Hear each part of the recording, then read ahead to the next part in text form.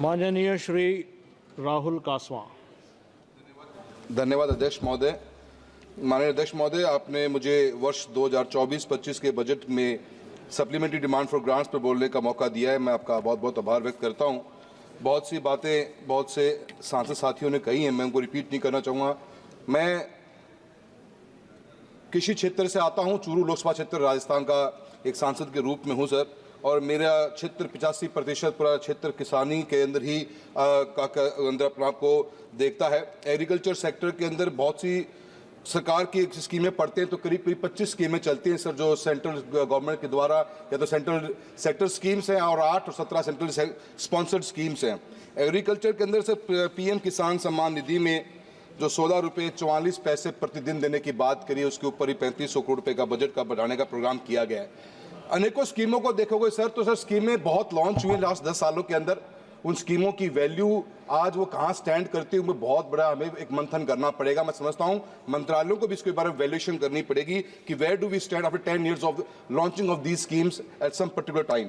Sir प्रधानमंत्री फसल बीमा योजना की स्कीम के बारे में मैंने आज भी बात कही, एक अच्छी स्कीम थी सर, पर आज हालत कैसा, राजस्थान एक स्टेट के अंदर जहाँ से हम आते हैं, एक साल से ऊपर हो गया, एक साल से ऊपर सरकारें अपने हिस्से का प्रीमियम की राशि नहीं भरती।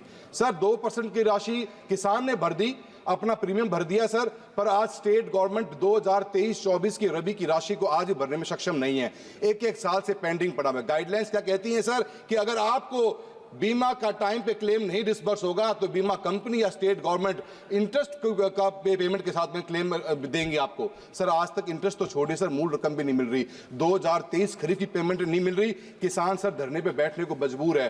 वैसे ही किसान सर दिल्ली के पास बॉर्डर पे बैठे हुए हैं, और राजस्थान का किसान जहाँ ठंड सर टेम्परेचर 3 से 4 डिग्री पहुंचने वाला है, लोगों को मजबूरी के अंदर बैठने की बात हो रही है। एमएसपी को बाजरे में शामिल किया, मिलेट ईयर के नाम पे बातें चली सर, आज तक राजस्थान की सरकार ने एक दाना भी बाजरे का परचेज नहीं किया। औने पौने भाव में सर 400 रुपए क्विंटल का गैप के ऊपर मार्केट में किसान को बेचना पड़ा बाजरा। सर मूंग और मूंगफली की खरीद की बात चल रही है सर, कोई क्लैरिटी नहीं है। आप कहते हैं कि हम एमएसपी की 22 क्रॉप्स को परचेज कर रहे हैं, स्टेट गवर्नमेंट कहती है कि हमें तो नेफेड ने कहा है कि 25% बाय करना है, और at the end of the day sir मूंग की परचेजिंग मात्र 5% की परचेजिंग भी नहीं हुई। पोर्टल खुले सर, ग्राउंडनट मूंगफली जो हम आज की तारीख में तिलहन पे डिपेंड करते विदेशों से मंगाते हैं सर, आज की तारीख में बीकानेर के अंदर, डूंगरगढ़ में, चूरू में, सरदार शहर में सर किसान इस सर्दी के अंदर 3-3 रात वेट करता है, तब जाके नंबर आता है। सर करप्शन तो रैंपेट को रोकने वाला नजर नहीं आता सर। मेरा आपको कहना है सर, गवर्नमेंट की अनेकों स्कीमें लॉन्च हुई। एफपीओ सर 10,000 एफपीओ को बनाने की बात करी, क्या एक्टिविटी सर एफपीओ के अंदर?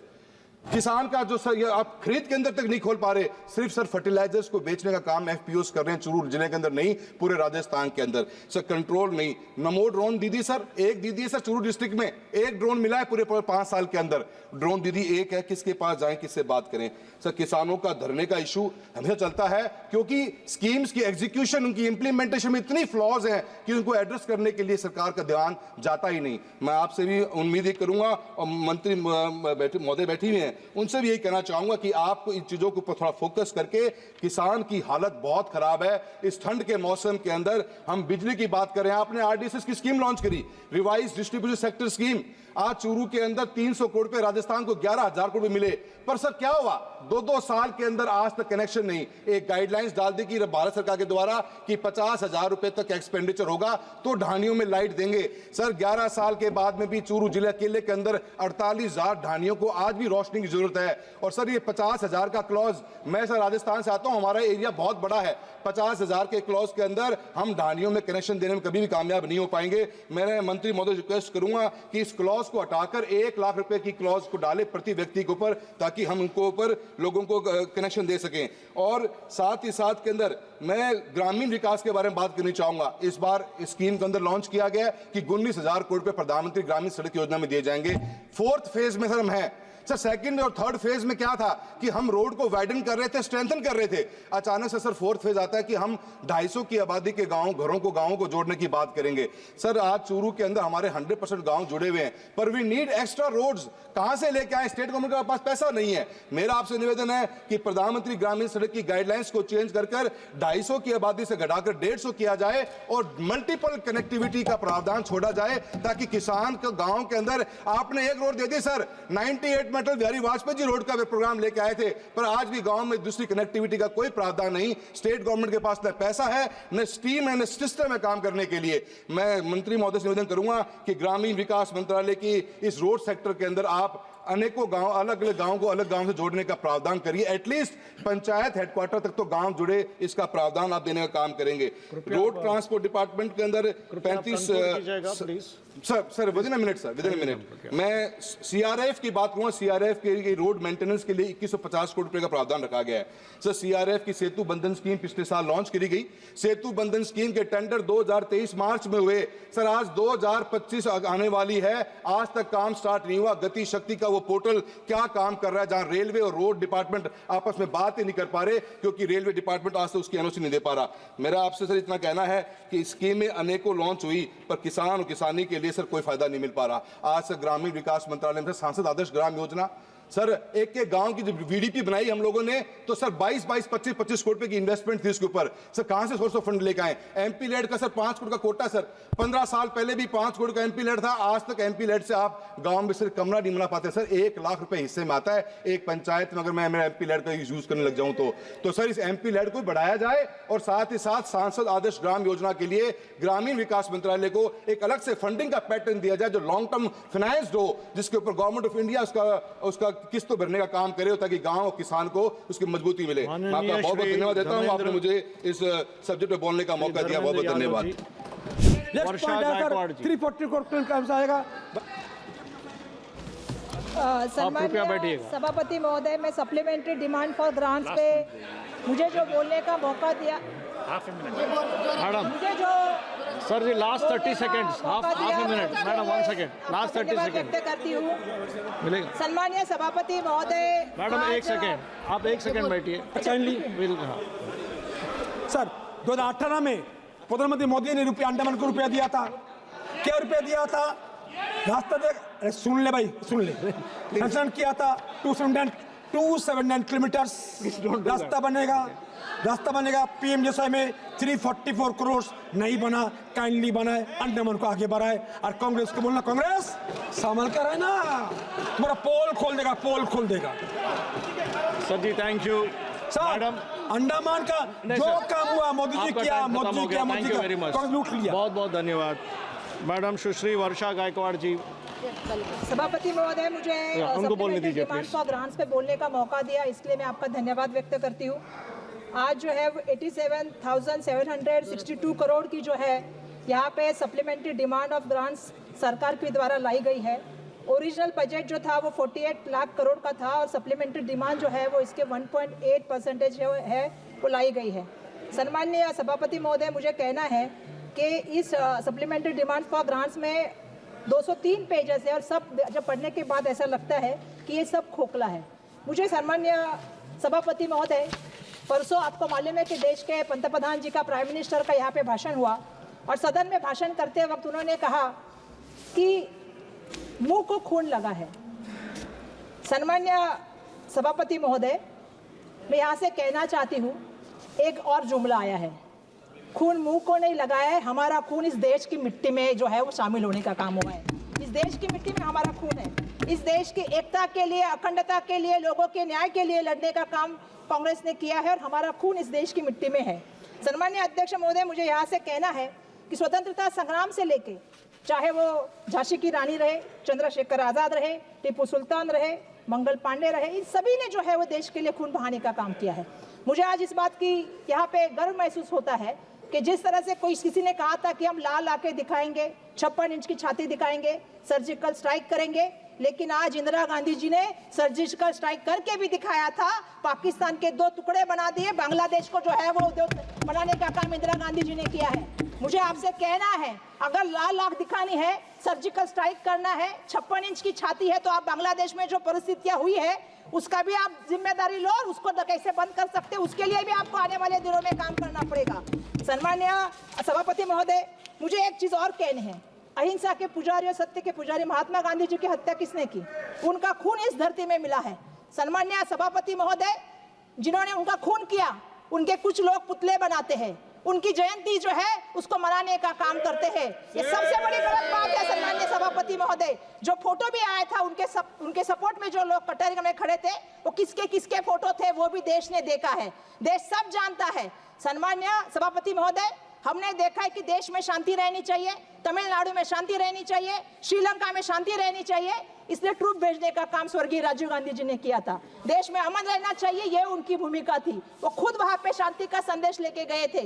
मैं इसलिए ये कहना चाहती हूँ, 1 साल से मणिपुर जल रहा है, लेकिन 1 साल से देश के प्राइम मिनिस्टर को वक्त नहीं है कि वो मणिपुर में जाए। मणिपुर हमारे देश का हिस्सा है। आज वहां के लोग यहाँ पे आके बात करते हैं, वहां के लोग वहां के गुहार लगाते हैं, लेकिन देश के प्राइम मिनिस्टर के पास वहां जाने के लिए टाइम नहीं। सम्माननीय अध्यक्ष महोदय, मैं आपसे और भी एक बात कहना चाहती हूँ।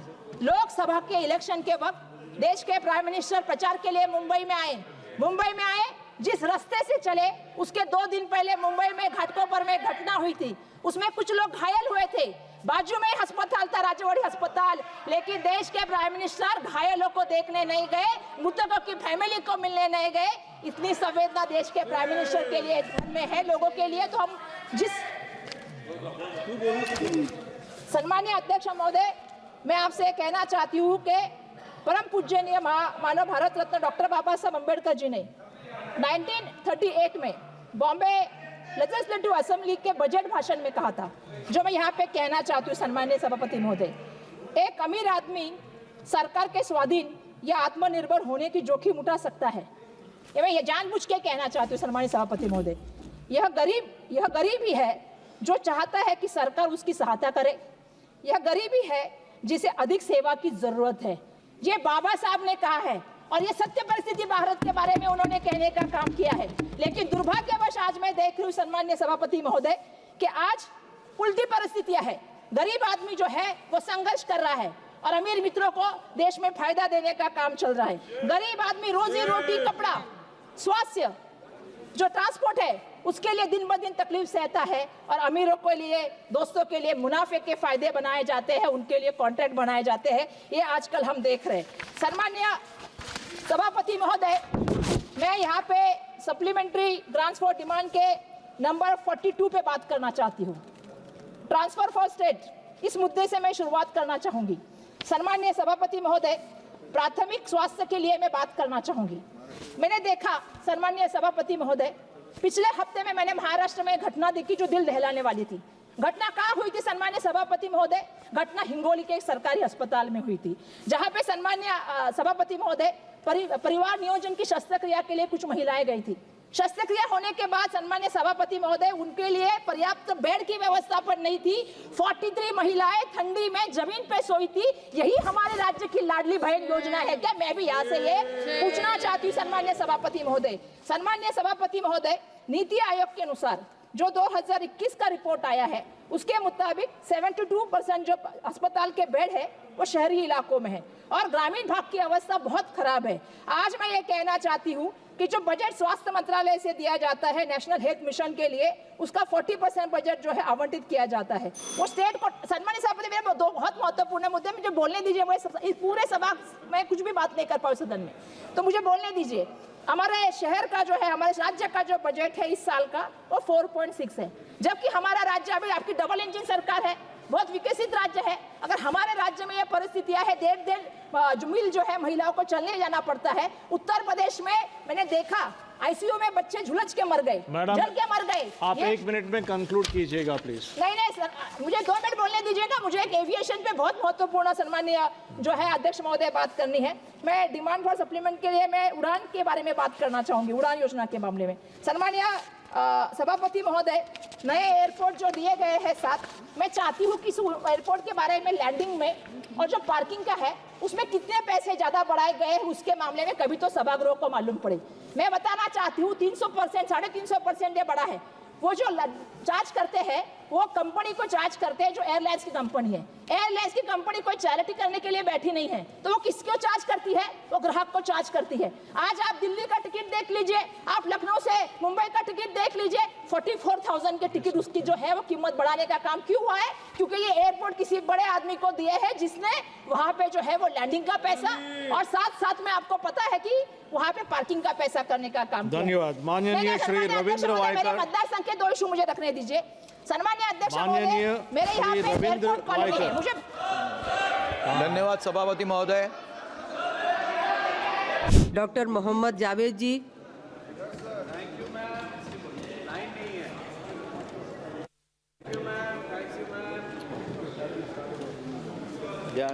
There is no line, ma'am. हाँ, थैंक यू मैम, बहुत बहुत शुक्रिया मैम। ये जो सब्जेक्ट है ये सभी से ताल्लुक़ रखता है, वो है एमपी एलईडी फंड्स। मैम 1993 में शुरू हुआ 5 लाख रुपए प्रति एमपी प्रति वर्ष, और उसका लाभ देख के 5 साल में इसको 40 गुना बढ़ा दिया गया, 2 करोड़ रुपया सालाना हर एमपी को हर क्षेत्र में। मैम पिछले 14 साल से 5 करोड़ से एक नया पैसा नहीं बढ़ा। 5 करोड़ में जो 11 में बनता था मैम, महंगाई बढ़ गई, एम्प्लॉयमेंट का दर बढ़ गया, मटेरियल का कॉस्ट बढ़ गया, जीएसटी बढ़ गया। तो मेरी एक जानकारी और शेयर करनी चाहिए कि राजस्थान में एक एमपी पे 40 करोड़ मिल रहा है। बिहार ऐसे जो प्रदेश है जो सबसे गरीब है, वहाँ 24 करोड़ दिया जा रहा है, झारखंड में 30, और दिल्ली में तो 105 करोड़, पंजाब में 70 करोड़, और ये एमएलए मतलब एक एमपी सेगमेंट में। तो मेरी गुजारिश होगी इस सरकार से कि हर एरिया के डेवलपमेंट के लिए कम से कम 40 गुना नहीं तो 10-12 गुना 50 से 60 करोड़ रुपए प्रति एमपी प्रति वर्ष बढ़ाया जाए, और जीएसटी कंपोनेंट को यहीं पे सरकार काट के भेजा जाए ताकि पूरे रकम का वहां पे काम हो सके। ये मेरी प्रार्थना है। Thank you. धन्यवाद। सुश्री वर्षा गायकवाड़। सन्मान्य अध्यक्ष महोदय, एमएसएमईज के 85,000 से ज़्यादा अधिक मामले जो है वो समाधान पोर्टल पे प्रलंबित है, जिनमें से 26,876 करोड़ के रुपए दायित्व भी शामिल है। एमएसईएफसी के फैसले के बावजूद कंपनियों का भुगतान नहीं मिल पा रहा है। सरकार एमएसएमई को तेज़ी से न्याय दिलाने के लिए और अपीलों की प्रक्रिया को जल्द करने के लिए क्या कदम उठा रही है? डॉक्टर शिवाजी कलके।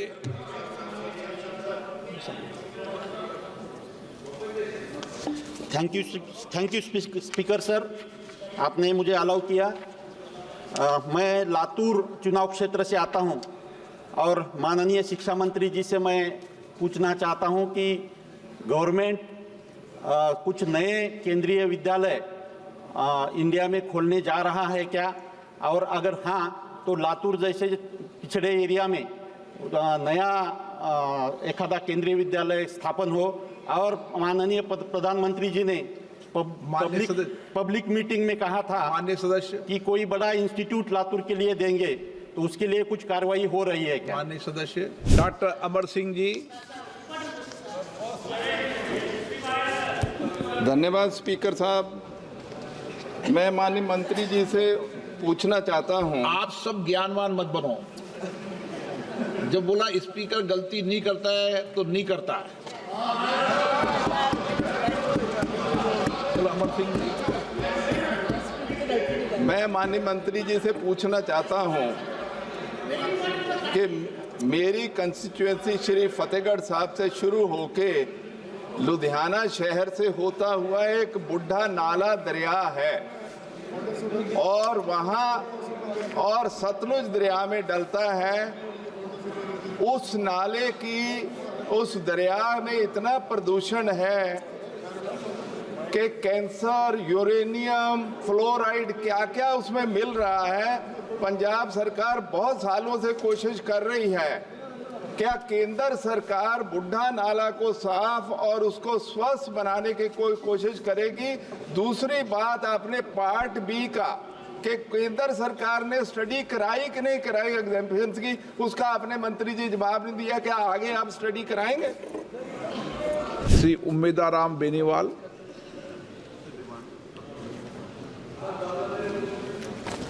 माननीय अध्यक्ष महोदय, आपने मुझे मेरे संसदीय क्षेत्र के अति महत्वपूर्ण मुद्दे पर बोलने का समय दिया। संसदीय क्षेत्र की जनता की तरफ से आपका आभार व्यक्त करता हूं।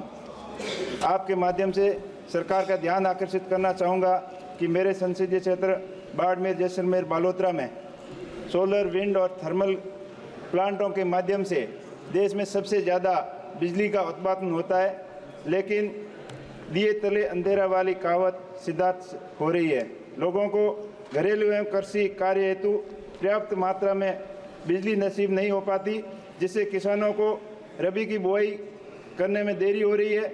नहरी क्षेत्र में भी बिजली की गंभीर समस्या है। फुहारा पद्धति से डिक्कियों के माध्यम से जो लाइट नहीं मिलने की वजह से किसान अपनी बुआई नहीं कर पा रहे हैं और किसानों को मात्र 2-3 घंटे बिजली मिलती है और वो भी कम वोल्टेज होने की वजह से उनकी मोटरें जल जाती है, जिससे किसानों को रिपेयरिंग के लिए बहुत खर्चा आता है। और ट्रांसफार्मर जलने के बाद में महीनों भर उनको रिप्लेसमेंट नहीं किए जाते और लाइनें फॉल्ट हो जाती है, तो किसानों को दफ्तरों के अंदर चक्कर लगाने पड़ते हैं और एफआरडी टीमें सही ढंग से काम नहीं करती। पर्याप्त मात्रा में बिजली नहीं होने के कारण उपज मेरा आपके माध्यम से मांग है कि किसानों को समय पर पूरी बिजली मिले और जो नए आरडीएसएस स्कीम के तहत जो जीएसएस बन रहे हैं उनका तुरंत प्रभाव से बनाए जाएं और किसानों को पूरी बिजली मिले। इसके लिए फीडरों को दुरुस्त किया जाए, ट्रांसफार्मर नए लगाए जाए और नए जीएसएस बनाए ताकि किसानों को घरेलू बिजली और एग्रीकल्चर की बिजली समय पर मिलती रहे। और करीब 75,000 लोग आज भी अंधेरे के अंदर उनको नए कनेक्शन दिए जाए। के माध्यम से सरकार का ध्यान जैन समुदाय के पवित्र पूजा स्थल गिरनार पर्वत की ओर आकर्षित करना चाहता हूँ। महोदय, जैन समाज अति अल्पसंख्यक है। जैन समाज का हमेशा से ही राष्ट्र निर्माण में अहम योगदान रहा है। जैन धर्म के अनुयायियों पर किसी न किसी रूप से प्रहार किया जाता रहा है। गिरनार पर्वत की 5वीं टोक, जो कि जैन धर्म के 22वें तीर्थंकर नेमिनाथ भगवान की मोक्ष स्थली है, वहां पर भगवान नेमिनाथ के मोक्ष कल्याणक दिवस पर जो वर्ष 13 जुलाई को था, उस दिन जैन समाज के लोगों को निर्वाण लाडू चढ़ाने से रोका गया। भारतवर्षीय दिगंबर जैन तीर्थ कमेटी के सदस्यों ने बतलाया चंद्र प्रकाश चावल, बादाम आदि पूजा अर्चना की सामग्री भी रोकी जा रही है। चंद्र प्रकाश, मैं आपके माध्यम से सरकार से पुरजोर अपील करता हूं, गिरनार। धन्यवाद अध्यक्ष महोदय। एक मिनट आपकी क्या मांग है? 1 मिनट अध्यक्ष जी, आपके माध्यम से जैन समुदाय के धर्म, तीर्थ और संस्कृति को संरक्षित और सुरक्षित करने के लिए जैन बोर्ड की स्थापना की जाए। मैं आपके माध्यम से माननीय परिवहन मंत्री से प्रश्न करना चाहता हूं, रिक्वेस्ट करना चाहता हूं। पानीपत जींद का जो रोड लगभग 15 वर्षों से डबल इंजन की सरकार, मैंने पहले भी रिक्वेस्ट की थी, उसका जवाब मिला था सर, और आज भी पता नहीं क्या, क्योंकि हमारे जो माननीय गडकरी साहब हैं उनकी नज़रों से किस तरह से वो रोड बच गया, एनएच में है, और कारण केवल ये बताया गया कि हरियाणा सरकार ने जो रोड के किनारे जो पेड़ हैं उसकी कटाई अभी तक नहीं हुई। मेरा पुनः आपके माध्यम से सर ये आग्रह है और माननीय मंत्री जी से, पानीपत जींद जो बहुत महत्वपूर्ण रोड है, लगभग हरियाणा के मध्य को जोड़ने वाला रोड है, आप सब जानते हैं। मेरा पुनः माननीय मंत्री जी से आपके माध्यम से कहना है सर उस रोड को बनाया जाए। और मेरी एक अपील आपके माध्यम से, राम प्रसाद चौधरी श्रीमान। माननीय सदस्य डॉक्टर प्रशांत यादव राव जी। घर का दिवस है आज ही के दिन। आज हमारे लिए घर का दिवस है। आज ही के दिन 16 दिसंबर 1971 को हमने पाकिस्तान पर जीत पाई थी। एक बांग्लादेश का निर्माण किया था। पूर्व प्रधानमंत्री इंदिरा गांधी ने यह संभव कर दिखाया, लेकिन अब दुर्भाग्य देखिए हालात बदल गए हैं। बांग्लादेश के हिंदुओं पर अत्याचार हो रहे हैं, हम कुछ नहीं कर पा रहे। बांग्लादेश की हालत में आज के दिनों में हिंदू मंदिरों और उनके धार्मिक स्थलों पर हमले बढ़ रहे हैं। बांग्लादेशी सनातनी समुदाय को डर है कि वहाँ की कट्टरपंथ सरकार किसी भी स्तर पर गिर सकती है।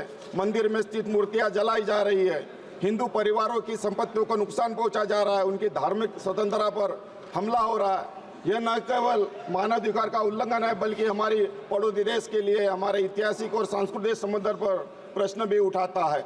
भारत सरकार की जिम्मेदारी है कि यह सुनिश्चित करना कि बांग्लादेश में हो रहे हैं या फिर धरती के दूसरा कोई भी देश वहाँ रहने वाले हिंदू सुरक्षित और सम्मानित जीवन जी सके। दूसरी ओर पाकिस्तान में जेल में बंद कुलभूषण जाधव का मामला हर भारतीय के लिए चिंता का विषय है। अंतर्राष्ट्रीय न्यायालय के आदेश के बावजूद पाकिस्तान ने उनके प्रति न सिर्फ एक न्याय का उपहास किया है, यह न केवल अंतर्राष्ट्रीय कानून का उल्लंघन है बल्कि मानवता के खिलाफ अपराध भी है। मेरा सवाल है, क्या सरकार बांग्लादेश में हिंदुओं के सुरक्षा के लिए बांग्लादेश सरकार से विशेष वार्ता करने की योजना बना रही है? पाकिस्तान में बंद कुलभूषण जाधव की सुरक्षित वापसी के लिए सुनिश्चित करने के लिए सरकार ने अब तक क्या ठोस कदम उठाया है और भविष्य में इसके लिए क्या योजना है? मैं 2 लाइन बोलना चाहूँगा। चुप रहे तो पत्थर, बोलो तो बगावत। यह कैसा समय है, यह कैसी बांग्लादेश और पाकिस्तान की सियासत है? मोदी जी ये चक्रव्यूह को कब तोड़ेंगे? धन्यवाद। माननीय सदस्य श्री तारिक अनवर जी। सभापति महोदय, मैं आपके माध्यम से केंद्र सरकार का ध्यान अब जो देश के आकांक्षी ज़िलों में कटिहार को शामिल किया गया है उस ओर दिलाना चाहता हूँ। भारत सरकार ने वर्ष 2018 में जिन 112 ज़िलों को आकांक्षी ज़िलों में शामिल किया था उनमें हमारा संसदीय क्षेत्र कटिहार भी था। इसका उद्देश्य ये था कि बुनियादी ढांचों में सुधार करके और 2022 तक नया भारत बनाने का जो संकल्प लिया गया था उसमें इस आकांक्षी ज़िलों को शामिल किया गया था।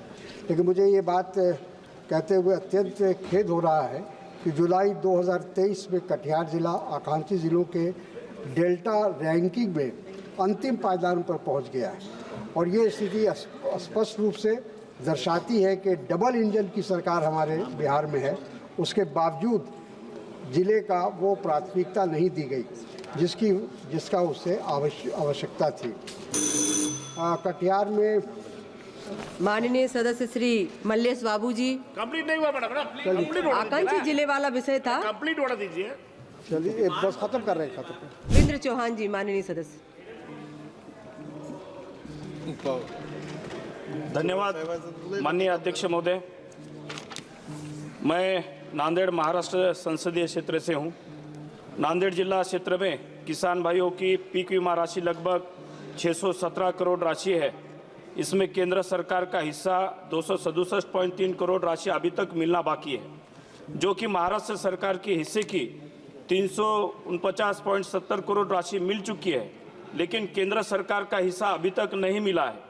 इसी के अनुरूप किसान भाई इस लाभ से वंचित है। मेरी आपके माध्यम से ये मांग है कि 267.3 करोड़ केंद्र सरकार का जो हिस्सा है राशि तुरंत महाराष्ट्र सरकार को पीक बीमा की राशि अदा की जाए, जो कि किसान भाइयों को इसका लाभ मिले। धन्यवाद। मैडम स्पीकर महोदय, आपको बहुत बहुत मैं धन्यवाद देना चाहता हूं। मैं अति महत्वपूर्ण प्रश्न पर आपका ध्यान आकर्षित कराना चाहता हूं। बिहार में ममता कर्मी जो हैं स्वास्थ्य विभाग में, उनके लिए उनके ऊपर कुछ बातों को मैं रखना चाहता हूं।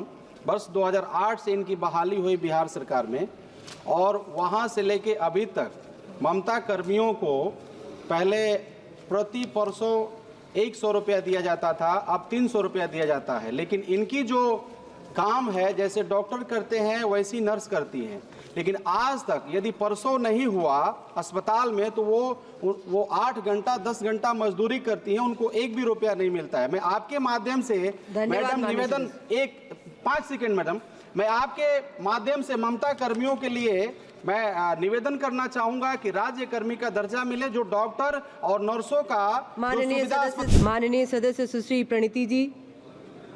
धन्यवाद स्पीकर मैडम। मैं आपके माध्यम से सरकार को आकर्षित कुछ मेरे मतदार संघ के क्षेत्र के इश्यूज को करना चाहती हूँ।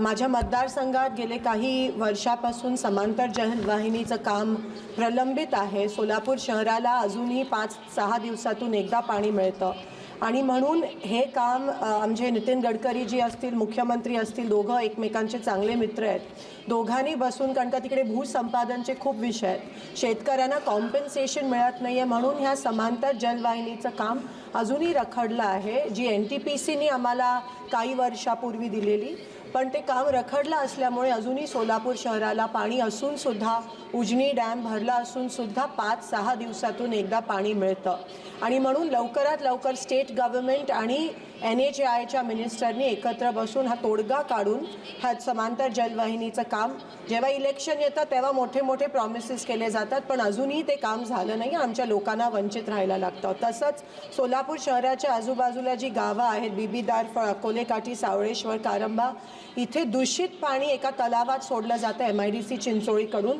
आणि म्हणून त्या गावांना बोर जरी मारला तरी त्याच्यातून दूषित पाणी येतं, ते पिकं उगवू शकत नाही, सगळ्या जमिनी खराब झाल्यात। ह्याच्यात पण लवकरात लवकर सेंट्रल गव्हर्नमेंटनी तोडगा काढायला पाहिजे आणि जेव्हा जेव्हा तिथे पंतप्रधान येतात तेव्हा टेक्स्टाईल पार्कची आम्ही मागणी केली आहे एवढ्या वर्षापासून, अजूनही सोलापूरला कोणत्याही प्रकारचं टेक्स्टाईल पार्क मिळालं नाहीये, त्यासाठी मी आज इथे उभी आहे। धन्यवाद स्पीकर मॅडम। डॉक्टर प्रशांत पेंडोले। मिस्टर पेंडोले, आप एक सदन में इतनी बार बोले हो जो पहली बार कोई नहीं बोला है। धन्यवाद अध्यक्ष महोदय, आपकी कृपा हमेशा रहेंगी। आपके माध्यम से मैं मंत्री जी को प्रश्न पूछना चाहूँगा। सरकार महारानी लक्ष्मीबाई राष्ट्रीय स्मारक के उन्नयन में स्थानिक समुदायों को शामिल करने और इसे पर्यटन में माध्यम से रोजगार सृजन के केंद्र रूप में विकसित करने का विचार कर रही है। श्री सागर खंडेरे।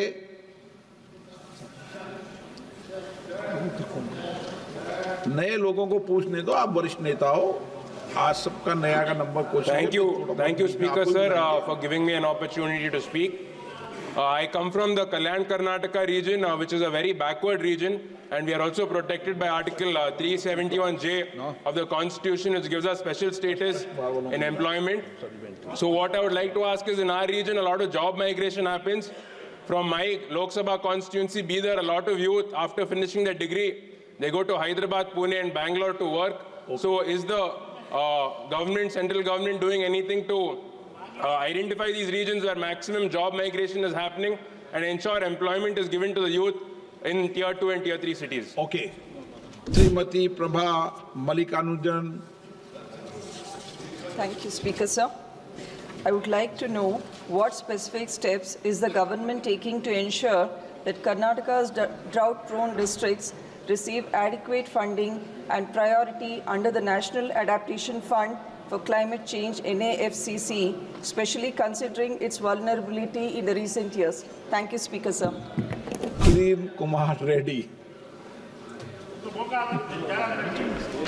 Speaker, sir, thank you very much for giving me this opportunity. I want to ask the Honorable Minister in regard to my state, Telangana, which is facing severe drought in regions such as Nalgonda, Karimnagar, Jangam, and Nizamabad. However, under the National Adaptation Fund for Climate Change, only Mahbubnagar district has received funding for drought mitigation with an allocation of 24 crores. What is the current status of the expenditure of these 24 crores in Mahbubnagar? And at the same time, additionally, are these plans getting into other districts which are also drought affected, like Nalgonda, Karimnagar, under NAFCC in the near future? Thank you very much. Sri Selang Sangma. Thank you, Mr. Speaker, sir. Now, we know that every parent's dream their children to become somebody or someone. But the fact is that these kind of fact institutions is destroying the future of our youths. So, Mr. Speaker, sir, through you, I would like to ask whether any kind of a compensatory will be made to these ill-fated or unlucky children whose fate is already in stake. Shri G. Kumar Nayak. Yes. Question number 289. Question number 289, sir. इधर है sir. माननीय मंत्री जी, माननीय सदस्य. Thank you, sir, for the opportunity. I am glad to hear from the Honorable Finance Minister that the banks in Karnataka are operating robustly and that the government's interest subvention is helping reduce farmers' interest burden by 3% for timely repayment. I would like to bring to your kind notice that the cooperative banks in Karnataka, supported by NABARD and state government, annually provide around 25,000 crores in short-term loans at 0% interest to cover 35 lakh farmers. In this connection, my question is, sir, with the short-term refinance loan limit for Karnataka reduced from 5,600 crores to 2,340 crores, how will the government ensure that the cooperative banks continue to provide 0% interest loans to marginal farmers? Will the ministry consider alternative mechanisms or additional financial support to prevent these farmers from resorting to high interest rates from private lenders, which would severely impact their financial stability? Sir, मेरा आशंका वही है sir, ऊपर राष्ट्र के स्तर पे और राज्य के स्तर पे देखने से कुछ आंकड़े छिप जाते हैं sir. Several reports have pointed out that the PSL lending by commercial banks are more concentrated in the urbanized regions, having higher share of branches compared to the backward and rural areas. Hence, the rural cooperative banks, which cater primarily to the farmers' needs, need to be provided with greater amount of low-cost funds, which now has been reduced due to increase in PSL by commercial banks. I agree with the Honorable Minister what he has said, sir. Sir, my question is whether the Union government has analyzed per capita PSL in aspirational districts which tend to have lower PSL credit, particularly by private sector banks, on which the government seems to be relying now, sir. What steps have been taken by the government to increase PSL credit in aspirational districts? Sir, my entire area is 2 aspirational districts of Karnataka. That's why my specific question, sir, क्या कार्रवाई कर सकता है to ensure that aspirational districts do get the credit as desired? It is not enough to look at the national point of view and the state point of view. Please come down to the dry and arid areas of Karnataka and that aspirational districts of Karnataka. माननीय सदस्य श्री बेनी बेहनन जी. Chairman, sir, I rise to bring your kind attention a significant issue faced by the people of Chalakudy constituency in Kerala. It is the only parliamentary constituency in the state that does not have a Kendriya Vidyalaya. The constituency holds strategic importance due to the presence of Cochin International Airport, which serves a hub of numerous central government offices, including CISF, Coast Guard, Immigration and Customs, etc. Despite this region has been overlooked in terms of educational infrastructure provided by the central government. Furthermore, there is an adequate land available in the vicinity to establish a Kendriya Vidyalaya, which should cater the educational needs of the children of central government employees as well as the general public. I urge the government to consider this genuine request and take immediate steps to allocate a Kendriya Vidyalaya for Chalakudy constituency. Thank you, sir. Shrimati Pratibha Dhanorkar ji.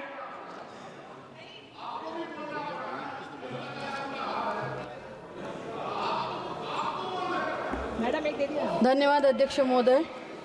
Peak विमा योजनेच्या अंतर्गत शेतकऱ्यांसाठी peak विमा कंपन्यांना जाणारे premium हे जनतेच्या पैशातूनच सरकारला भरत असते. मात्र नुकसान भरपाईची वेळ येते तेव्हा विविध कारणामुळे शेतकरी बांधव पीक विम्यापासून वंचित राहतात. माझ्या लोकसभा क्षेत्रातील 2023 खरीप हंगामाचे पीक विम्याचे 87,742 शेतकऱ्यांचे पैसे न मिळाल्याने ओरिएंटल पीक विमा कंपनी व जिल्हा प्रशासनाला नोटीस दिली आहे.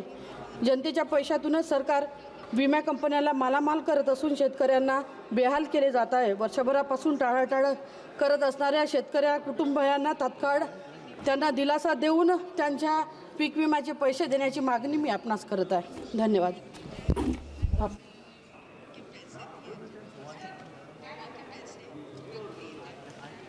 माननीय सदस्य Shri Hibi Eden ji. Thank you, Madam. Sir, I would like to draw the attention of the House to a matter of great importance. I think the entire House would agree upon this issue. The human resources, our young people, is the greatest asset of our country. The crisis of corporate life balance to safeguard the well-being of the young professionals of India is the need of the hour, Madam. The tragic and untimely death of Anna Sebastian Pereil, a 26-year-old chartered accountant from Kerala, from my constituency, he has brought to light the critical issue of extreme work pressure and its impact on the health and well-being of the IT professionals. This young girl was a bright student. She worked in a company called Ernst & Young, its sister concern SRBC in Pune. Ma'am, this is an institutional murder done by the corporates and the multinationals of this country. Ma'am, this young girl had to work 14 hours, 7 days a week, and died of fatal cardiac arrest, ma'am. Ma'am, mental health is something which have to be very seriously looked upon by this House. No labor laws and codes are being followed by this corporates and multinational company. I urge the government of India to take necessary action to inquire on the death of Anna Sebastian and take necessary steps to protect the well-being of the young professionals in this country, ma'am. Thank you. धन्यवाद। माननीय सदस्य श्री जी के पणवी जी।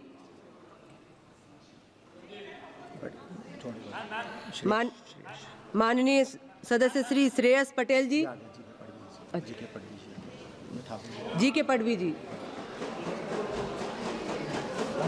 धन्यवाद अध्यक्ष महोदय कि आपने मुझे मौका दिया आज बोलने के लिए। मैं एक बहुत महत्वपूर्ण प्रश्न पूछना चाहता हूँ। ये केवड़िया कॉलोनी का एक प्रश्न है, यहाँ पे स्टैच्यू ऑफ यूनिटी बनाई गई है। मैं स्टैच्यू ऑफ यूनिटी के बारे में एक बहुत गंभीर प्रश्न उपस्थित करना चाहता हूँ कि जो स्टैच्यू ऑफ यूनिटी पे जो चेस्ट लेवल है, जो 153 मीटर के हाइट पे है, वहाँ पे स्टैच्यू ऑफ यूनिटी के इसमें छेद किया गया है ताकि गैलरी व्यू मिले। वहाँ से लेज़र शो भी बनाया गया है और मैं आपसे ये भी कहना चाहता हूँ वहाँ पे शौचालय बनाया गया है। मैं मानता हूँ कि ये जो शौचालय है ये अपमान है। क्या देश के पूर्व केंद्रीय मंत्री, स्वतंत्रता सेनानी और कांग्रेस के ज्येष्ठ नेता के स्टैच्यू के बीचों बीच अगर पेशाब करना ये अपमान नहीं है तो क्या है? मैं सरकार से पूछना चाहता हूँ, क्या यही राष्ट्रवाद है? क्या यही इनकी देशभक्ति है? इसलिए मैं केंद्र सरकार और राज्य सरकार से विनती करता हूँ कि ये शौचालय हटाया जाए। बजरंग माननीय सदस्य श्री श्रेयस पटेल जी। शून्य ವೇಳೆಯಲ್ಲಿ ಮೈಕ್ ಮೇಡಮ್ ಮಾನ್ಯ ಅಧ್ಯಕ್ಷರೇ, ಶೂನ್ಯ ವೇಳೆಯಲ್ಲಿ ಮಾತನಾಡಲು ಅವಕಾಶ ಮಾಡಿಕೊಟ್ಟ ನಿಮಗೆ ಧನ್ಯವಾದಗಳು. ಮಾನ್ಯ ಸಭಾಧ್ಯಕ್ಷರೇ, ನಾನು ಇಂದು ನಿಮ್ಮ ಮುಂದೆ ಹಾಗೂ ಸದನಕ್ಕೆ ನನ್ನ ಮತಕ್ಷೇತ್ರವಾದ ಹಾಸನ ಜಿಲ್ಲೆಯ ಒಂದು ಗಂಭೀರವಾದ ಸಮಸ್ಯೆಯನ್ನು ಮುಂದಿಡಲಿಕ್ಕೆ ಬಯಸುತ್ತೇನೆ. ಕಾಡಾನೆ ಮತ್ತು ಮಾನವ ಸಂಘರ್ಷ ನಮ್ಮ ಜಿಲ್ಲೆಯಾದ ಹಾಸನ ಮಲೆನಾಡು ಭಾಗಗಳಲ್ಲಿ ತಾರಕಕ್ಕೇರಿದೆ. ಮಾನ್ಯ ಸಭಾಧ್ಯಕ್ಷರೇ, ಜಿಲ್ಲೆಯಲ್ಲಿ ಕಾಡಾನೆ ಸಮಸ್ಯೆ ಎಷ್ಟೊಂದು ಬಿಗಡಾಯಿಸಿದೆ ಅಂತ ಹೇಳಿದ್ರೆ, ಕಳೆದ 10 ವರ್ಷಗಳಿಂದ ಇಲ್ಲಿಯವರೆಗೂ ಆನೆ ದಾಳಿಯಿಂದ ಸುಮಾರು 80ಕ್ಕೂ ಹೆಚ್ಚು ಮಂದಿ ರೈತರು ಪ್ರಾಣ ಕಳೆದುಕೊಂಡಿದ್ದಾರೆ. 55ಕ್ಕೂ ಹೆಚ್ಚು ಆನೆಗಳು ಪ್ರಾಣ ಕಳೆದುಕೊಂಡಿದ್ದಾವೆ. ಜೊತೆಗೆ ನೂರಾರು ಮಂದಿ ಅಂಗವೈಕಲ್ಯಕ್ಕೆ ತುತ್ತಾಗಿದ್ದಾರೆ. ಮಾನ್ಯ ಅಧ್ಯಕ್ಷರೇ, ಇಂಥ ಪರಿಸ್ಥಿತಿಯಲ್ಲಿ ಬದುಕುವುದು ಹೇಗೆ ಎಂಬ ಸ್ಥಿತಿ ಸಕಲೇಶಪುರ, ಆಲೂರು, ಬೇಲೂರು ತಾಲೂಕಿನ ಬಹುತೇಕ ರೈತಾಪಿ ವರ್ಗದ ಜನರನ್ನು ಕಾಡುತ್ತಿದೆ. ಮಾನ್ಯ ಅಧ್ಯಕ್ಷರೇ, ಇದರ ನಡುವೆ ಈ ಭಾಗದಲ್ಲಿ ಆನೆಗಳ ಸಂತತಿಯು ಗಣನೀಯವಾಗಿ ಹೆಚ್ಚಾಗಿದ್ದು ಸುಮಾರು 120ಕ್ಕೂ ಹೆಚ್ಚು ಆನೆಗಳು ಇಲ್ಲಿ ಸಮಸ್ಯೆ ಮತ್ತಷ್ಟು ಜಟಿಲ ಮಾಡ್ತಿದೆ. ಮಾನ್ಯ ಅಧ್ಯಕ್ಷರೇ, ಇತ್ತೀನ ದಿನಗಳಲ್ಲಿ ಸಕಲೇಶಪುರ, ಆಲೂರು, ಬೇಲೂರು ತಾಲೂಕಿನಲ್ಲಿ ಬಿಕ್ಕೋಡು ಮತ್ತು ಅರೆಹಳ್ಳಿ ಭಾಗದ ಕಾಫಿ ತೋಟ, ಬಾಳೆ ತೋಟ ಆಗಿರ್ಬೋದು ಮತ್ತು ಭತ್ತದ ಗದ್ದೆಗಳಲ್ಲಿ, ಅಡಿಕೆ ತೋಟಗಳಲ್ಲಿ, ರಸ್ತೆಗಳಲ್ಲೂ ಸಹ ಆನೆಗಳು ಕಾಣಿಸಿಕೊಳ್ತಾ ಇವೆ. ಮಾನ್ಯ ಅಧ್ಯಕ್ಷರೇ, ಬೇಲೂರು, ಬಿಕ್ಕೋಡು ಭಾಗದಲ್ಲಿ ಆನೆ ಹಾವಳಿ ವಿಪರೀತವಾಗಿದ್ದು ಶಾಲಾ ಕಾಲೇಜುಗಳು ತೆರಳಲು ವಿದ್ಯಾರ್ಥಿಗಳು ಪರದಾಡುವಂತಾಗಿದೆ. ಮಾನ್ಯ ಅಧ್ಯಕ್ಷರೇ, ದಿನನಿತ್ಯ 300-400 ರೂಪಾಯಿಗೆ ಕೂಲಿಗೆ ಹೋಗುವಂತ ಕೂಲಿ ಕಾರ್ಮಿಕರು ಸಹ ಆನೆ ಹಾವಳಿ ಭಯದಲ್ಲೇ ಕೆಲಸ ಮಾಡುತ್ತಿದ್ದಾರೆ. ಮಾನನೀಯ ಸದಸ್ಯ Shri K Suresh G. Madam will conclude madam, 1 second. ಇದರಿಂದಾಗಿ Thank you, Chairman. I rise to draw the urgent attention of this House to the alarming increasing road accident and fatalities in Kerala, particularly on National Highway NH 66, NH 966, NH 544 and State Highways 8 as well as other key roads undergoing construction. This issue demands immediate intervention from the central government to ensure the safety of commuters and pedestrians in the road. In recent weeks, multiple tragic incidents have occurred. Alappuzha Kalarkod NH 66, 6 lives of MBBS students lost due to poorly managed traffic and hazardous road conditions caused by ongoing construction. Madam, Palakkad Kalarkod NH 966, a devastating crash claimed 4 kids' lives, highlighting the lack of safety infrastructure. Madam, in Pathanamthitta district, SH8, 4 fatalities occurred due to the unsafe road condition and the absence of proper traffic management. Madam, in Thrissur, Natika NS. धन्यवाद माननीय सदस्य. I am concluding. Thrissur, Natika NS 66, 5 people lost their lives in a tragic accident, further emphasizing the dire need for immediate corrective measures on this critical highway. Coimbatore, Madukari also same accident happening, sir. Sir, the entire Kerala lasted 10 to 15 days. This serious accidents happening because of the unscientific road construction by National Highway as well as the state government. I would like to request honorable government through you, madam, whether the urgent. धन्यवाद madam मैं ਪਹਿਲਾਂ ਵੀ ਇਸ ਪਵਿੱਤਰ ਸਦਨ ਨੂੰ ਬੇਨਤੀ ਕਰ ਚੁੱਕਿਆ ਕਿ ਮੈਂ ਸ਼੍ਰੀ ਫਤਿਹਗੜ੍ਹ ਸਾਹਿਬ ਦਾ MP ਆ ਇਹ ਉਹ ਜਗ੍ਹਾ ਜਿੱਥੇ ਸ਼੍ਰੀ ਗੁਰੂ ਗੋਬਿੰਦ ਸਿੰਘ ਜੀ ਦਸਮ ਪਾਤਸ਼ਾਹ ਦੇ ਦੋਵੇਂ ਛੋਟੇ ਸਾਹਿਬਜ਼ਾਦਿਆਂ ਨੂੰ ਜਿੰਦਾ ਨੀਹਾਂ 'ਚ ਚਿਣ ਦਿੱਤਾ ਗਿਆ ਸੀ ਔਰ ਮੈਂ ਇਹਦੀ ਮੰਗ ਕਰਦਾ ਕੇਂਦਰ ਸਰਕਾਰ ਤੋਂ ਲੱਕੀਲੀ ਮੰਤਰੀ ਜੀ ਬੈਠੇ ਹੋਏ ਆ ਕਿ ਉਹਨੂੰ ਇੰਟਰਨੈਸ਼ਨਲ ਟੂਰਿਸਟ ਸਰਕਟ 'ਚ ਉਹਨੂੰ ਜੋੜਿਆ ਜਾਵੇ ਸ਼੍ਰੀ ਫਤਿਹਗੜ੍ਹ ਸਾਹਿਬ ਨੂੰ ਔਰ ਉੱਥੇ ਕੇਂਦਰ ਸਰਕਾਰ ਉਹ ਇੰਟਰਨੈਸ਼ਨਲ ਲੈਵਲ ਦੀਆਂ ਸਾਰੀਆਂ ਫੈਸਿਲਿਟੀਆਂ ਪੈਦਾ ਕਰੇ ਇਹ ਮੈਂ ਕੇਂਦਰ ਸਰਕਾਰ ਨੂੰ ਬੇਨਤੀ ਕਰਨਾ ਚਾਹੁੰਦਾ ਬਹੁਤ ਬਹੁਤ ਧੰਨਵਾਦ ਮੰਤਰੀ doctor Prabha Mallikarjun ji. Honorable Speaker, Madam, the Government of India is implementing the centrally sponsored Pradhan Mantri Poshan scheme in coordination with the states and union territories. The scheme serves around 120 million children in over 1.27 million schools across the country. The government of India is giving the 60% share and the state government is giving the 40% share. But the central government has not increased their share since the year 2009 and the payment is very meager and most of these workers belong to below poverty line families and they cannot manage their life with these 3,700 rupees honoraria. The midday meal workers and helpers are considered volunteers and not employees, which in turn keeps them out of pension and PF facilities. So even their salaries are referred to as honorarium. I would like the government to increase the central share. Thank you, Speaker, Madam. माननीय सदस्य श्रीमती ज्योतिमणि जी. Thank you, Chairman, Madam. எனது கரூர் நாடாளுமன்ற தொகுதிக்குட்பட்ட கரூர் வெண்ணெய்மலை வேலாயுதம்பாளையம் பகுதிகளில் ஆயிரக்கணக்கான நடுத்தர மக்கள் பல வருடங்களாக வீடு கட்டி குடியிருக்கின்றனர். வீடுகளுக்கு பட்டா வழங்கப்பட்டுள்ளது. அவர்கள் தொடர்ந்து வீட்டு வரி, தண்ணீர் வரி, மின்சார கட்டணம் கட்டி வருகின்றனர். இந்த குடியிருப்பு பகுதிகள் வெண்ணெய்மலை முருகன் கோவில், புகழிமலை முருகன் கோவில் நிலங்களாகவும் உள்ளன. இவை இனாம் நிலங்கள் மற்றும் கோவில் நிலங்கள் என்று இருவகையாக உள்ளன. இனாம் நிலங்கள் 100 ஆண்டுகளுக்கு முன்பு கோவிலில் இறை சேவை செய்தவர்களின் குடும்பங்களுக்கு இனாமாக வழங்கப்பட்டவை. ஆகவே அவை அந்த குடும்பத்தினருக்கே சொந்தம். அந்த குடும்பத்தினர் முறைப்படி பெயரில் வகை மாற்றம் செய்யப்பட்டுள்ளது. அவற்றை பலர் விற்றும் வாங்கியும் உள்ளனர். 100 ஆண்டுகளுக்கு முன்பு தமிழகத்தில் இந்து சமய அறநிலையத்துறை ஏற்படுத்தப்படாத காலத்திலேயே மக்கள் முறையாக பட்டா பெற்று இந்நிலங்களில் குடியிருக்கின்றனர்.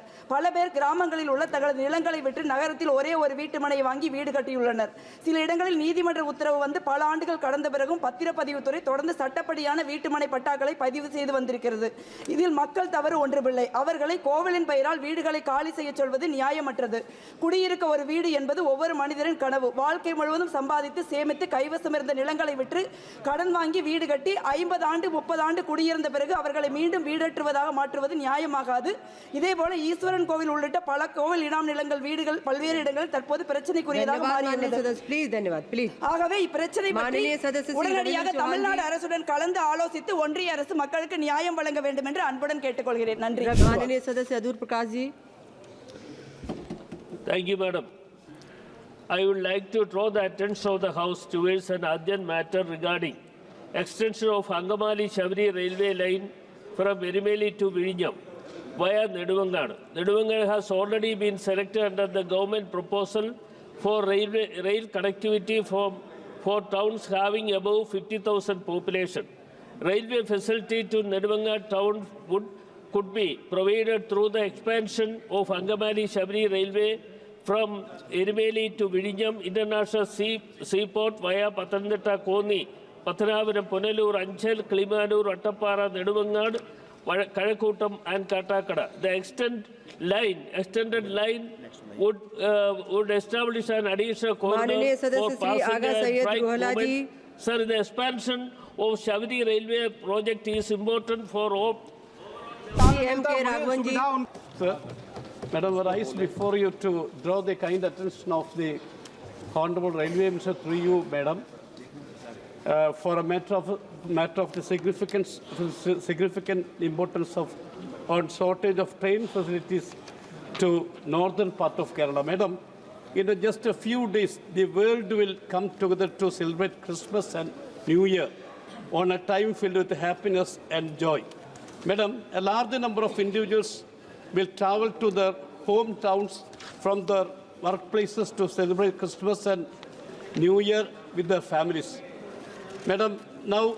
धन्यवाद please, madam, please, madam, 1 second, madam. Please allow me. एक विषय बोलिए. However, एक विषय पर madam, the चर्चा. residents of North Kerala are facing substantial challenges due to the... माननीय सदस्य श्री सी Kiran Kumar Reddy ji.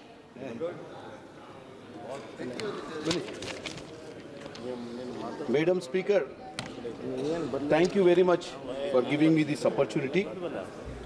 I am the first time elected representative in this house, and for the last 3 sessions I have listened from here to the Honorable President, Honorable Prime Ministers, ministers in number of occasions. But whatever, because I am the first timer, got elected to this house, but whatever I am listening was not at all practical. Because I can see that they only talk about the last 10 years as if the 75 years of constitution they were talking that all the 65 years nothing has happened in this country. They talk as if they have built everything.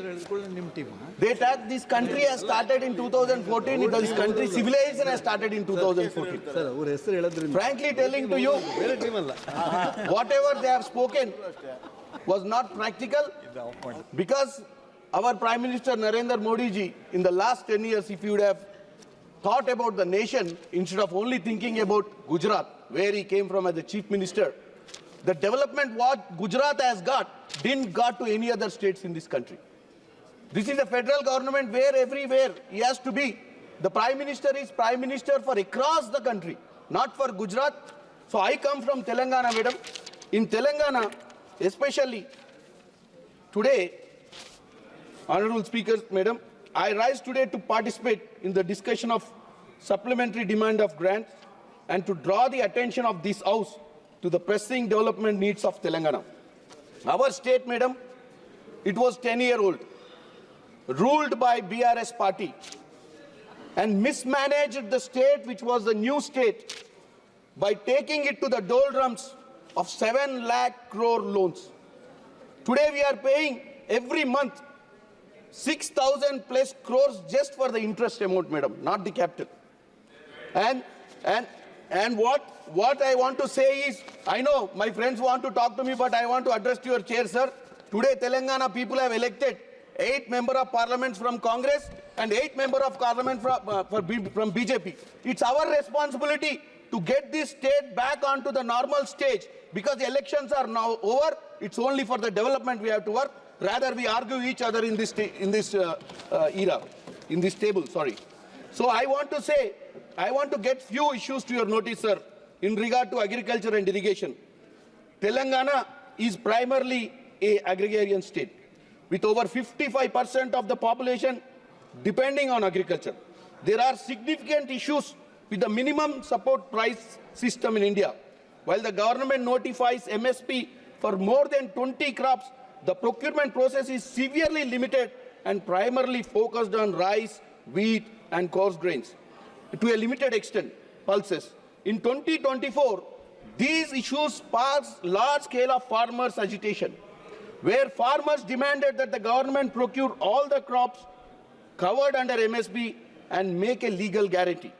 In the last 10 years, more than 112,000 farmers suicides. And they are talking as if they have done everything in the last 10 years. People of this country is very happy under this rule, and there is nothing happened in the last 70 years. It's only 10 years has happened. But there was 112,000 farmer suicides were happened, sir. And due to this government policies, not catering the needs of the farmers just used by this government as a vote bank. For in last 2-3 years, there are a lot of protests against this government, but still this government is not listening their demands, instead doing lathi charge, which they did 2 days back also in outside Delhi. India's agriculture exports have declined 8.2% in the fiscal year 23-24, totaling 48.82 billion, falling short of target 60 billion set by the Agriculture Export Policy 2018. I want to say, especially minimal investment in agriculture research, which was really successful. Investment in agriculture research has decelerated since 2011, but each rupee invested yields a return of nearly 13.85, that is 13 times on this investment, sir. The highest among farmer-related activities, according to the working paper by National Institute of Agriculture, Economics and Policy Research. Sir, I also want to get note, sir, 1 minute, sir. It's not over, sir. It's just I've got another 2 issues. It is regarding Palamur Rangareddy lift irrigation, sir, which was the promise made by the government then when the bifurcation happened, but until now it has not got the national status, sir. And in regard to the cotton paddy farmers, other day I met the minister also. The procurement by the Cotton Corporation of India, they are creating lot of nuisance which has to be sorted out, sir. But we talk very great about it. And I'll come to the health sector, sir. Union government of public health expenditure, domestic general government expenditure on health in the developed countries is around 8.7 of GDP, sir. Sir, listen to me. Sir, I am the first timer. At least I am putting something as that this is useful information. I have written here, I am just putting it. It's not 2 minutes over. I'll tell you some figures, sir. India, in contrast, India's public health spending is up massively low. According to the WHO and World Bank, India's general government spending on health has been just around 0.9 to 1.2 of GDP in the recent, sir. Sir, one thing, sir. Okay, Mananiya Shri K. Ishwar Swami ji. Yes, sir, please start, Ishwar Swami ji. 1 minute. Sir, I am cut down. I am removing all the papers. No. This is the state Telangana. I have got the chance. Sir. Ishwar Mananiya Shri M. K. Vishnu Prasad ji. Thank you, Chairperson, for giving me an opportunity to speak on demands and grants. மாண்புமிகு நிதியமைச்சர் அவர்களுக்கு தமிழ் புரியும் என்பதனால் ஒரு சிறிய கருத்தை தமிழில் தொடங்கி என் உரையை துவக்குகின்றேன். இந்திய திருநாட்டிலே ஒரு மிகப்பெரிய தொழிலதிபர் இருக்கிறார். அவருக்கு மக்களை எப்படி சுரண்டுவது என்று நன்றாக தெரியும். அதுவும் மிகப்பெரிய தலைவரை பாக்கெட்டிற்கு போட்டுக்கொண்டு அவர் பல தொழிலிலே ஈடுபட்டு கொண்டிருந்தார். ஆனாலும் அவருக்கு ஒரு சந்தேகம். கடவுளிடம் கேட்டார், ஆண்டவா, இந்தியாவிலே அதிகமாக மக்களை சுரண்டுவது யார்? அப்படிப்பட்ட ஒரு நபரை நீங்க படைத்திருக்கிறீர்களா? அது யார் என்று கேட்டார். அதான் நீ என்று சொன்னார் கடவுள். இதிகாசத்திலே, ராமாயணத்திலே, when Sita was doubted by a common man, immediately what Lord Rama did? He asked Sita to go for a self-immolation. That is Rama. This is drama. This government is very adamant in proving their honesty. It is a big opportunity for you to prove that you are honest. But this government is very pragmatic in their approach. As far as my demands and grants is concerned, I would like to say, in the recent floods in Tamil Nadu, the rain, it was record rain. We never expected. Our Honorable Prime Minister always thumbs his chest and says, India has sent so many satellites, India is very technically advanced country. But unfortunately, we are ashamed to say that we cannot predict the weather. Because of the global warming, because of the extreme climate condition, in future, it is going to be the order of the day. How we are going to manage, we do not know. What this government has been doing without giving warning, there is no preparedness, there is no restoration, there is no rescue, and there is no relief. Nothing at all from this government. Our government has been pleading for many years, but no restoration, no relief package till now from the government of India to the state of Tamil Nadu. This is a very bad state, sir. Only this is a bulldozer government. As far as the loan in agriculture, in loan in education, in loan in middle and very small sector, small vendors, this government is very, very biased. In spite of the uneven playing field, our students are able to clear all the NEET exams. After the NEET exams, they are going for a loan, but unfortunately, they are not able to get the loan. This government says, Vishwakarma scheme. Do whatever your forefathers have been doing. Don't this government want a carpenter's son to become a scientist? Don't this government want a doctor, tailor's son or daughter to become a judge? This is why this government is only paper sarkar, a natak sarkar, double engine sarkar. This government has no concern about the future of the India, future generation. This is a very clear display of Manu Dharma and Sanadana. And in no way, our Rahulji and our CM Stalinji will never allow BJP to enter the state of Tamil Nadu. This was sure. Sir, please come to supplementary grants. Just now I started, sir. Sir, no.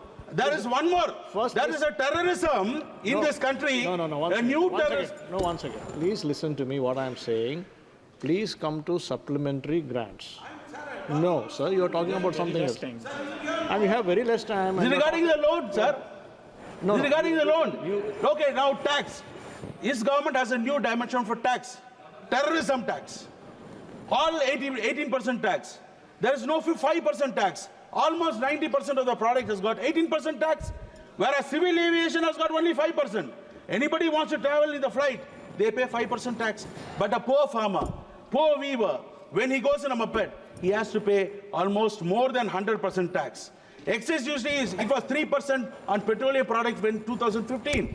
Now it is almost 40 rupees per litre. Sir, Bangladesh takes our petrol. We are the second largest exporter of petroleum, refined petroleum. They buy petrol from us. They give for 80 rupees. Whereas we are giving for more than 105 rupees. This is a very sad state, sir. Sir, one more thing. Regarding toll plaza is a daylight robbery, sir. In Tamil Nadu, more number of tolls are there, especially from Kadalur to Chidambaram. A new toll has been announced. Our owners, our bus association owners are pleading, but this government is deaf and mute. And this government is famous for naming ceremony. Sir, naming ceremony is very, very popular, this government. Rajpath. There is a, sir, wait, sir. Rajpath is a road, but nobody likes kings here. They immediately change to Kartavya Path. Then what they will do for Rajasthan? Will they name it as Kartavyastan? Please come to budget. Sir, no. Okay, sir. Then, regarding caste-based census, sir, this government should have a caste-based census immediately. There is no mention in this supplementary. And regarding the loans, regarding the NLC, sir, in my constituency, there is a public sector undertaking called NLC, which is a Navaratna. They have promised to open a Ghatampur station by 2020. Till now, they have not opened. They have not given COD. Almost 6,000 crores escalation has taken place. What is the mechanism this government is going to do for this NLC issue? And last but not the least, sir, this government is always talks big about everything, but reality, they are not bothered about the people. Poor people becomes poorer, rich becomes richer. There is economic divide. Economic divide is becoming broader. Unfortunately, this government is mute towards the pleading of the crying of the people. And moreover, sir, regarding my constituency, there is a double track we want. My constituency is Kadalur. From Chennai to Viluppuram, there's a double track. From Trichy to Kanyakumari, there's double track. But in between, there is no double track. So I urge upon this government to include their project. And more, we want a Vande Bharat scheme. Vande Bharat train should go from Chennai to Rameshwaram via Banduti and Kadalur and Chidambaram, sir. And more trains, especially this Vande Bharat. ये विषय demand port grant पर है. Yes. But it is not included, sir. No. What my request is, kindly include those also and ask for demand, and we will be pleased to give. माननीय सदस्य हैं. Yeah. So that is not mentioned in the demands. So we are requesting, sir. Where else we can go? Whatever it is, whatever may be the differences, we have to ask our honorable madam, and she has to be kind enough to see Tamil Nadu with a motherly approach. Thank you very much, sir. Amar Singh ji. Supplementary पे sir मेरे बहुत senior साथी कह रहे थे ये बात सही है, सरकार को सप्लीमेंट्री बजट लाने का अधिकार है, उसको कोई सवाल नहीं है. नहीं तो आपके रोकने से थोड़ी रुक जाएंगे जो. नहीं तो उनको अधिकार है. एक ही सुझाव है कि कोशिश करनी चाहिए कि जब बजट बनाते हैं तो ज्यादा सप्लीमेंट्री ना लाने पड़े, पर चलो फिर भी सरकार का अधिकार है, मैं उस पर नहीं जाना चाहता. पिछली बार जब मैंने मेन बिल पे बोला था तो माननीय मंत्री जी कुदरती बैठी हुई हैं, तो उन्होंने कहा था अमर सिंह जी अगर इकोनॉमिक पॉलिसी पे बोलते तो अच्छा होता. क्यों मैडम, ठीक है ना? तो स्पीकर साहब फिर मेरे को 5-7 मिनट इकोनॉमिक पॉलिसी. हाँ जी, 3 मिनट निशिकांत जी के हैं, 5 मिनट आपके हैं. तो फिर तो चलो. एनीवे, मैं सर स्पीकर साहब आपके माध्यम से माननीय वित्त मंत्री जी से आपके माध्यम से स्पीकर साहब मैं माननीय वित्त मंत्री जी से पूछना चाहता हूं कि ये जो पिछले क्वार्टर में जुलाई से सितंबर में जीडीपी 5.4% जो गवर्नमेंट ने फिगर्स दी है, वो पिछले साल 8.6 से इतना नीचे क्यों आया है, उसके कारण क्या है, एक तो हम जानना चाहते हैं. दूसरा मेरा सवाल है कि ये ज्यादातर फिगर्स ऑर्गेनाइज सेक्टर के डाटा पे हैं. ऑर्गेनाइज सेक्टर 10-15% होता है, जो 90% अनऑर्गेनाइज सेक्टर है उसका डाटा नहीं है. एक तो ये पूछना चाहते हैं. तीसरी बात मैं करना चाहता हूं कि इकोनॉमी इंडिया की बड़े अच्छी बात है, हम सब इंडियन हैं, 5 ट्रिलियन हो, 8 हो, 10 हो, 20 हो, अच्छी बात है. कंट्री ऊपर को जाएगा तो अच्छा लगेगा.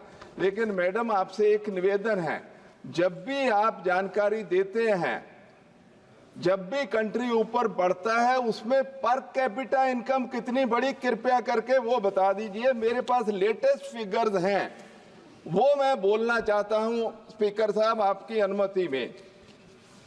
2023 में यूएस डॉलर्स में अपना $2,540 अपना पर कैपिटा इनकम है. इसको वो लोअर मिडिल इनकम मानते हैं वर्ल्ड बैंक और सारी एजेंसीज. अपर मिडिल इनकम 4516 से 14,000 है.